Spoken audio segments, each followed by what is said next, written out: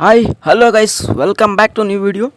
ತುಂಬ ಜನ ಕೇಳ್ತಿದ್ರು ಇಯರ್ ಬ್ಯಾಗ್ ಸಿಸ್ಟಮ್. ನೀವು ಆಲ್ರೆಡಿ ತಮ್ಮನೇಲಿ ನೋಡಿ ಬಂದಿದ್ದರೆ ನಿಮ್ಗೆ ಗೊತ್ತಾಗಿರುತ್ತೆ ಇಯರ್ ಬ್ಯಾಗ್ ಸಿಸ್ಟಮ್ ಇದೆ, ವಾಟ್ ವಿ ಡೂ ನೋ.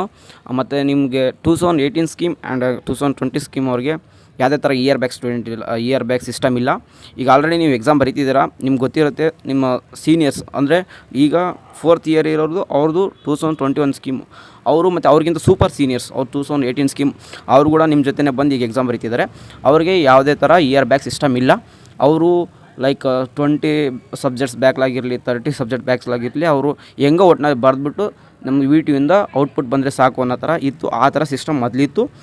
ಅದನ್ನು ಓವರ್ಕಮ್ ಮಾಡೋಕ್ಕೆ ಈಗ ಆ ಥರ ಸಿಸ್ಟಮ್ ಬೇಡ ಅಂತ ಇಯರ್ ಬ್ಯಾಗ್ ಸಿಸ್ಟಮು 2022 ಸ್ಕೀಮ್ ಅವ್ರಿಗೆ ಬಂದಿದೆ.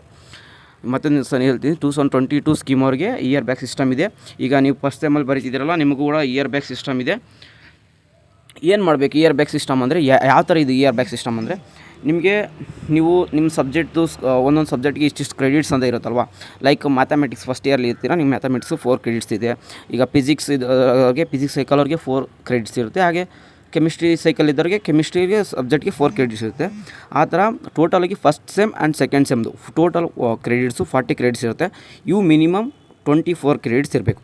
ಮೇಕಪ್ ಎಕ್ಸಾಮಲ್ಲದ ಬರೀರಿ, ನೀವು 1ನೇ ಅಟೆಂಪ್ಟಲ್ಲದ ಬರೀರಿ, ನಿಮಗೆ ಟೋಟಲಾಗಿ ನೀವು ಮಿನಿಮಮ್ಮು ಟೋಟಲ್ 24 ಕ್ರೆಡಿಟ್ಸ್ನ ಗೇನ್ ಮಾಡಬೇಕಾಗುತ್ತೆ ಔಟ್ ಆಫ್ 40. ಫಸ್ಟ್ ಸೆಮ್ಮು ಹಾಗೆ ಸೆಕೆಂಡ್ ಸೆಮ್ಮು ಟೋಟಲು ನಿಮಗೆ 40 ಕ್ರೆಡಿಟ್ಸ್ ಇರುತ್ತೆ. ನೀವು 24 ಕ್ರೆಡಿಟ್ಸ್ ತೊಗೊಳ್ಳೇಬೇಕು. ಹಾಗಾದರೆ ನೀವು 3rd ಸೆಮ್ಗೆ ಎಂಟ್ರಿ ಆಗ್ತೀರಾ. ಇಲ್ಲಾಂದರೆ ಇಯರ್ ಬ್ಯಾಗ್ ಸಿಸ್ಟಮ್ ಅಂತ ಅಂದ್ಬಿಟ್ಟು ನೀವು ಸೆಮ್ ಪೂರ್ತಿ 1 ಇಯರ್ ಕೂತ್ಕೊಂಡು ಆ ಸಬ್ಜೆಕ್ಟ್ನ ಬರೀಬೇಕಾಗುತ್ತೆ. ಅದಕ್ಕೋಸ್ಕರ ಈಗ ನಿಮಗೆ ಅವೇರ್ನೆಸ್ ಇರಲಿ. ಫಸ್ಟ್ ಇಯರಿಂದನೇ ಫಸ್ಟ್ ಸೆಮ್ಮಿಗೆ ಬರೀತಿದ್ದೀರಾ. ಯಾವ ಥರ ತುಂಬ ಜನಕ್ಕೆ ಈಗ ಎಕ್ಸಾಮ್ನ ನೀವು ಹೆಂಗೆ ಮಾಡಿದ್ರೆ ಸ್ಟಾರ್ಟಿಂಗ್ 2-3 ಡೇಸ್ ಚೆನ್ನಾಗೇ ಬರೆದ್ರಿ, ಆಮೇಲೆ ಅದ್ರ ಬಗ್ಗೆ ನೆಗ್ಲೆಕ್ಟಾಗಿ ಮಾಡ್ತಿದ್ದೀರಾ. ಅದಕ್ಕೆ ಥರ ಇಯರ್ ಬ್ಯಾಗ್ ಸಿಸ್ಟಮ್ ಇದೆ 2022 ಸ್ಕೀಮ್ ಅವ್ರಿಗೆ. ಬೇರೆ ಥರ ಅಲ್ಲ, ಇಯರ್ ಬ್ಯಾಗ್ ಸಿಸ್ಟಮ್ ಇರೋದ್ರಿಂದ ನೀವು ಫಸ್ಟ್ ಅಟೆಂಪ್ಟಲ್ಲಿ ಎಲ್ಲ ಸಬ್ಜೆಕ್ಟ್ನ ಕ್ಲಿಯರ್ ಮಾಡ್ಕೊಳ್ಳೋಕ್ಕೆ ಟ್ರೈ ಮಾಡಿ. ಈಗ ಇರೋ ಡೇಸೇ 2-3 ಡೇಸೇ ಸಾಕು ನಿಮಗೆ ಪಾಸ್ ಆಗೋಕ್ಕೆ. ಯಾವುದೇ ಥರ ವರಿ ಬೇಡ, ಪಾಸಾಗಿ. ಮತ್ತು ಅದನ್ನೇ ನಾನು ಬಯಸ್ತೀನಿ. ಮತ್ತು ಇನ್ನೊಂದು ಏನಪ್ಪ ಅಂದರೆ, ನಿಮಗೆ 2018 ಆ್ಯಂಡ್ 2021 ಸ್ಕೀಮ್ ಅವ್ರಿಗೆ 4 ವರ್ಷ ಇಂಜಿನಿಯರ್ಸ್ ಮುಗಿದು ಮತ್ತು ಇನ್ನೂ 4 ವರ್ಷ ಕೊಡ್ತಿದ್ರು. ಆವಾಗ ಅವರು ಹೆಂಗೋ ಬ್ಯಾಕ್ಲಾಗ್ನ ಕ್ಲಿಯರ್ ಮಾಡ್ಕೋತಿದ್ರು ಮತ್ತು ಅವ್ರಿಗೆ ಯಾವುದೇ ಥರ ತೊಂದರೆ ಆಗ್ತಿರಲಿಲ್ಲ. ಒಟ್ಟಿನಲ್ಲಿ 8 ವರ್ಷ ಇರ್ತಿತ್ತು, ಅದರೊಳಗಡೆ ಅವರು ಬ್ಯಾಕ್ಲಾಗ್ ಮುಗಿಸೋತಿದ್ರು. ಅದರಲ್ಲೂ ಮುಗಿಸ್ತಿದ್ದಿಲ್ಲ. ಲೇಜಿ ಆಗಿದ್ರು ಅಂದರೆ ಮತ್ತೆ ತಿರ್ಗಾ ಬ್ಯಾಕ್ಲಾಗ್ಸ್ ಫಸ್ಟಿಂದ ಬರೀಬೇಕಾಗ್ತಿತ್ತು.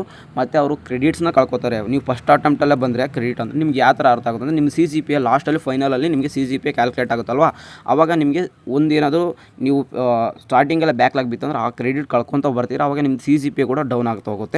ಅದಕ್ಕೆ ನಿಮಗೆ CGPA ನೆಕ್ಸ್ಟ್ ಎಷ್ಟು ನಿಮಗೆ ಎಫೆಕ್ಟಿವ್ ಆಗಿರುತ್ತೆ ಅಂದರೆ ತುಂಬ ಎಫೆಕ್ಟಿವ್ ಇರುತ್ತೆ. ಅದಕ್ಕೋಸ್ಕರ ನೀವು ಜಸ್ಟ್ ಆ ಸಬ್ಜೆಕ್ಟ್ ಪಾಸ್ ಆದರೆ ನಿಮಗೆ ಆ ಸಬ್ಜೆಕ್ಟ್ಗೆ ಎಷ್ಟು ಕ್ರೆಡಿಟ್ ಇರುತ್ತೋ ಅಷ್ಟು ಕ್ರೆಡಿಟ್ ನಿಮಗೆ ಸಿಕ್ಬಿಡುತ್ತೆ. ಈ ಸಬ್ಜೆಕ್ಟ್ ಕ್ರೆಡಿಟ್ ಸಿಗೋದ್ರಿಂದ ನಿಮಗೆ CGPA ಕೂಡ ಬೇಗನೆ ಇಂಪ್ರೂವ್ ಆಗುತ್ತೆ. ನಿಮ್ಮ ಸಬ್ಜೆಕ್ಟ್ ಜಸ್ಟ್ ಪಾಸ್ ಆದರೆ ಕ್ರೆಡಿಟ್ ಸಿಗುತ್ತೆ. ನೆಕ್ಸ್ಟ್ ನಿಮ್ಮ ಗ್ರೇಡ್ ಪಾಯಿಂಟ್ಸಿಂದ ನಿಮ್ಮ CGPA ಕೂಡ ಇಂಪ್ರೂವ್ ಆಗುತ್ತೆ.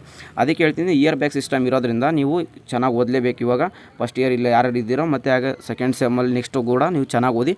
3rd ಸೆಮ್ಮಿಗೆ ಬರಲೇಬೇಕಂದ್ರೆ ಮಿನಿಮಮ್ 24 ಕ್ರೆಡಿಟ್ಸ್ ಇರಬೇಕು. ಇದು ನೀವು ಗಮನದಲ್ಲಿ ಇಟ್ಕೊಳ್ಳಿ. ತುಂಬ ಜನಕ್ಕೆ ಇಯರ್ ಬ್ಯಾಗ್ ಸಿಸ್ಟಮ್ ಬಗ್ಗೆ ಅವೇರ್ನೆಸ್ ಇರಲಿಲ್ಲ. ಅದಕ್ಕೋಸ್ಕರ ಅವೇರ್ನೆಸ್ ತಿಳಿಸ್ತಿರೋದು. 24 ಕ್ರೆಡಿಟ್ಸು ಮಿನಿಮಮ್ ಇರಬೇಕು.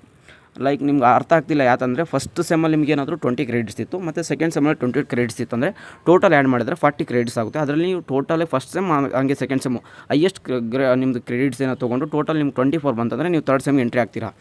ಎಲ್ಲ ಎಕ್ಸಾಮ್ ಇಳ್ಕೊಂಡು ಲೈಕ್ ಹೇಳ್ತೀರಾ, ನಾನು ಸಬ್ಜೆಕ್ಟು ಇವಾಗ ಫಸ್ಟ್ ಸೆಮ್ಮಲ್ಲಿ ಫೇಲ್ ಆಗಿಬಿಟ್ಟಿದ್ದೀನಿ. ತುಂಬ 2-3 ಸಬ್ಜೆಕ್ಟ್ 3 ಸಬ್ಜೆಕ್ಟ್ ಪಾಸ್ ಆಗಿದ್ದೀನಿ ಕೊಡಿ.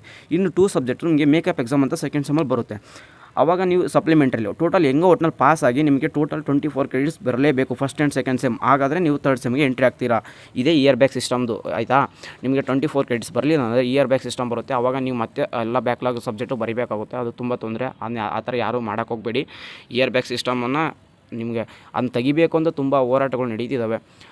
ನೋಡೋಣ ಏನಾಗುತ್ತೆ ಮುಂದೆ. ತೆಗಿತಾರ VT ಇನ್ನು ಹಿಂಗೆ ಮುಗಿಸ್ತಾರೆ. ನಿಮ್ಗೆ ಇಯರ್ ಬ್ಯಾಗ್ ಸಿಸ್ಟಮಿಂದ ನಿಮ್ಗೆ ಯಾವ ಥರ ಅನುಕೂಲ ಆಗಿದೆಯೋ ಅನುಕೂಲ ಆಗಿಲ್ಲೋ ಅನ್ನೋ ನಿಮ್ಮ ಕಮೆಂಟ್ ಬಾಕ್ಸಲ್ಲಿ ತಿಳಿಸಿ. ಈಗ ಫಸ್ಟ್ ಇಯರ್ ಬರೀತಿದ್ರೆ ಈಗ ನಿಮಗೆ ಇಯರ್ ಬ್ಯಾಗ್ ಸಿಸ್ಟಮ್ದು ತಿಳಿಸೋಣ ಅಂತಲೇ ನಾನು ಇದನ್ನು ವೀಡಿಯೋ ಮಾಡಿದ್ದು. ಇಯರ್ ಬ್ಯಾಗ್ ಸಿಸ್ಟಮ್ದು ಇನ್ನೂ ಏನಾದರೂ ಡೌಟ್ಸ್ ಇದ್ದರೂ, ನಿಮಗೆ ಯಾವುದೇ ಥರ ಡೌಟ್ಸ್ ಇದ್ದರೂ ಕಮೆಂಟ್ಸಲ್ಲಿ ಹಾಕಿರಿ.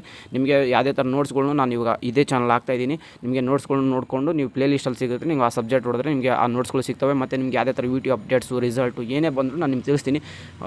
ಇದನ್ನೇನಾದರೂ ಇನ್ಫಾರ್ಮೇಟಿವ್ ಆಯಿತು ನಿಮ್ಮ ಫ್ರೆಂಡ್ಸ್ ಕೂಡ ಶೇರ್ ಮಾಡಿ. ಅವ್ರಿಗೂ ಇಯರ್ ಬ್ಯಾಗ್ ಸಿಸ್ಟಮ್ದು ಒಂದು ಸ್ವಲ್ಪ ತಿಳಿಲಿ. ಎಲ್ಲರೂ ಒಂದೇ ಒಂದು ಲೈಕ್ ಮಾಡಿ, ಯಾಕಂದರೆ ಏನೋ ಒಂದು ಮಾಡ್ತಿದ್ದೀನಿ. ಬೇಗನೆ 1K ಕಂಪ್ಲೀಟ್ ಮಾಡಿ. ಸಿಗೋಣ ಗೈಸ್ ನೆಕ್ಸ್ಟ್ ವೀಡಿಯೋದಲ್ಲಿ. ಟೇಕ್ ಕೇರ್, ಬಾಯ್ ಬಾಯ್.